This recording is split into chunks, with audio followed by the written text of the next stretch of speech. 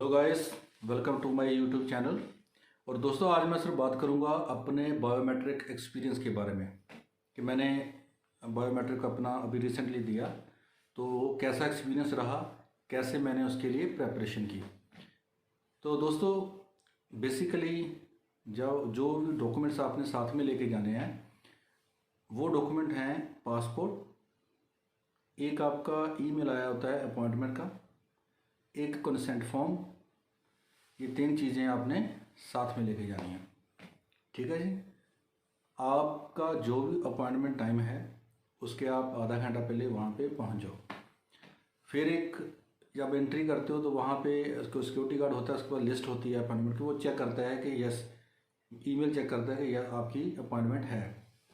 वो तो एक आप नंबर लगा देता है वहाँ पे, उसके ऊपर एक नंबर लिख देते हैं। उसके बाद जब आप एंट्री कर देते हो तो वहाँ पे फिर एक सिक्योरिटी चेक होता है, और उसमें फिर आपके जो अपॉइंटमेंट की जो मेल आई होती है उस पर एक स्टैंप लगाई जाती है, तो फिर आपको अंदर में एंट्री मिल जाती है।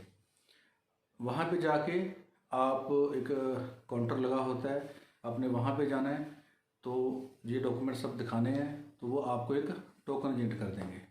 ठीक है जी। वहाँ पे ये भी पूछेंगे आपको कि आपने नॉर्मल सर्विस लेनी है या प्रीमियम सर्विस लेनी है। दोस्तों, प्रीमियम सर्विस वो उसका 3000 रुपीज़ एक्स्ट्रा लगता है। उसमें बेसिकली आपको एक अलग से लॉज मिलता है, उसमें आप बैठ सकते हो, शायद एक पानी की बोतल मिलती है, जहाँ एक छोटा सा जूस जैसे फ्रूटी टाइप, और वहाँ पे भी अंदर ही कैबिन होते हैं, तो वहाँ पे रश कम होता है। हालांकि अभी क्योंकि मैंने नॉर्मल सर्विस ली थी तो वहाँ भी बिल्कुल भी रश नहीं था। हालांकि मुझे लॉज में रश लगा, लेकिन हमारे नॉर्मल प्रोसेस में वहाँ पे रश बिल्कुल नहीं था। तो ये वहाँ पे ही पूछते हैं जब आपको टोकन मिलता है कि आपने कौन सी सर्विस लेनी है। तो ये टोटली आपके ऊपर डिपेंड है। आप VFS की साइट पे जाके ये प्रीमियम सर्विस के क्या क्या फ़ायदे हैं वो आप रीड कर सकते हो। ये अपनी जो प्रेपरेशन है ये आप घर से ही करके जाओ तो ज़्यादा बेटर होगा। इसके अलावा जब आपको टोकन मिल जाएगा तो फिर आपको वो डायरेक्शन दे देंगे कि आपने कहाँ जाना है। तो वहाँ पे बहुत सारे कैबिन बने होते हैं, तो वहाँ पे ऊपर एक डिस्प्ले भी लगा होता है हर कैबिन के ऊपर। वहाँ पे टोकन नंबर आता है, जब जब जैसे जैसे बारी आती रहती है, सबकी टर्न आती रहती है। जैसे हम KFC में जाते हैं तो एक जब हम मिल जाता है ऑर्डर, तो ऑर्डर लिखा होता है वहाँ पे, तो सेम लाइक डैट। तो वहाँ पे आपको you have to wait on the chair, और जैसे ही वहाँ पे आवाज़ भी आती रहती है, जैसे आपका टोकन नंबर आ गया तो वहाँ पे बाहर भी सिक्योरिटी वाले घूमते हैं, जैसे तो वो आवाज़ भी देते हैं कि ये वाला नंबर आ गया, आप इस कैबिन में चले जाओ। तो बस आपने उस कैबिन में जैसे इंटर होते हो, वहाँ पे एम्प्लॉय उनके बैठे होते हैं, मैडम हो सकती है या सर हो सकते हैं। वो आपसे तीनों डॉक्यूमेंट मांगेंगे, आपने दे देने हैं। तो वो चेक करेंगे, डॉक्यूमेंटेशन जो भी है वो चेक करते हैं। और उसके बाद एक कोई शायद तो कैमरा भी होता है, मैंने तो नोटिस नहीं किया, लेकिन वो फिर हाथ ऐसे कराते हैं, ऐसे कराते हैं, पीछे को कराते हैं। तो ये तीन डायरेक्शंस में देके तो फिर वो आपको बिठा देते हैं। उसके बाद क्या होता है, जैसे ये सेम प्रोसेस जैसे पासपोर्ट बनता है, तो वहाँ पे आपके फिंगरप्रिंट्स लगते हैं, मतलब वो ये वाले और ये वाले। उसके बाद जब ये ओके हो जाता है तो फिर सामने एक टेबल होता है, चेयर होती है, वहाँ पे बैठ जाओ आप, तो एक फ़ोटो क्लिक होती है।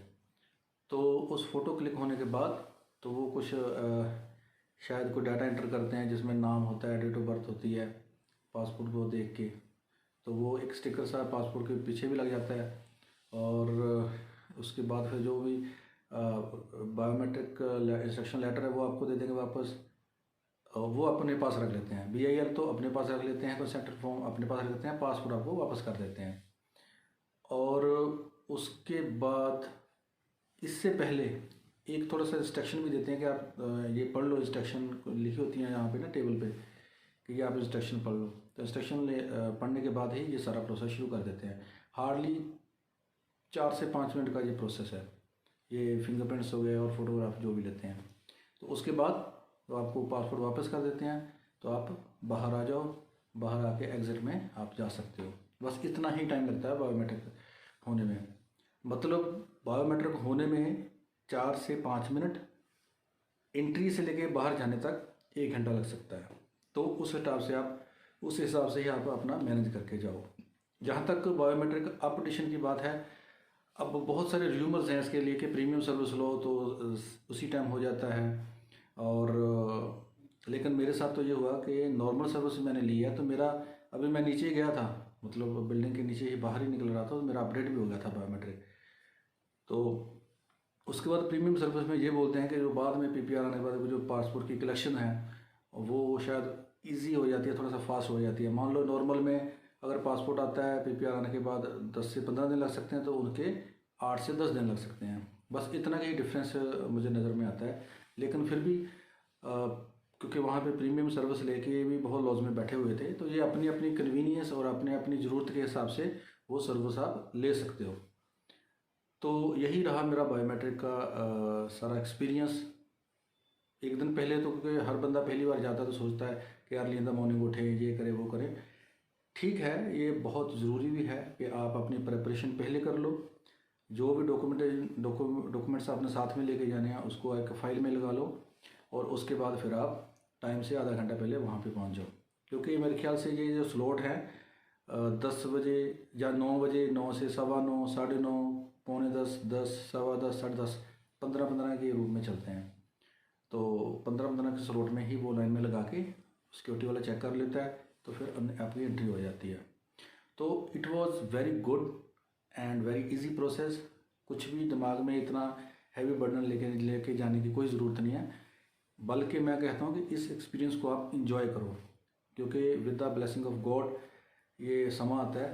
तो इस एक्सपीरियंस को भी आप इंजॉय करो। तो मैं आशा करता हूँ कि आपको बहुत आसानी होगी जब भी आप बायोमेट्रिक देने जाएँ। Thank you.